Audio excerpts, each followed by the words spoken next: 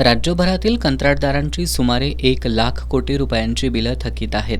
शासकीय इमारतींची बांधकामं, रस्ते, नळपाणी पुरवठा योजना तसंच अन्य शासकीय कामांची रक्कम संबंधित कंत्राटदारांना मिळालेली नाही.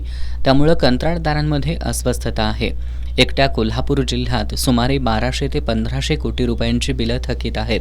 त्यामुळे कोल्हापूर जिल्हा सार्वजनिक बांधकाम कॉन्ट्रॅक्टर असोसिएशन आणि कोल्हापूर जिल्हा परिषद कॉन्ट्रॅक्टर असोसिएशनच्या वतीनं आज जिल्हाधिकारी कार्यालयासमोर निदर्शनं करण्यात आली. थकीत बिलं द्या, अन्यथा 14 फेब्रुवारीपासून विकास कामं बंद करू असा इशारा यावेळी देण्यात आला. वर्ष झाले त्या काही लोकांची आमची जवळपास कोल्हापुरातली माझ्या मते 46,000 कोटी एवढं थकीत आहे आणि टोटली जर म्हटलं तर 89,000 कोटी हे आपलं बिलांची थकीत आहे. आम्ही कुणाला पैसे द्याबद्दल किंवा ह्याबद्दल आमचं काही दुमत नाही. कुणालाही करा, कुणाला द्या, लाडक्या बहिणींना द्या, त्यांना सांभाळा. पण कॉन्ट्रॅक्टदार आज मारायची व्यवस्था आलेली आहे.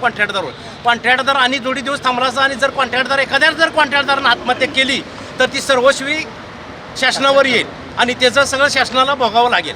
त्यामुळे त्याचा सगळा विचार करून शासनानं ताबडतोब या लोकांचे पैसे अदा करायला पाहिजेत. निदर्शनांमध्ये प्रशांत कदम, सुरेश नलावडे, विजय सावंत, सुनील नागराळे, अमर जाधव यांच्यासह कंत्राटदार सहभागी झाले होते.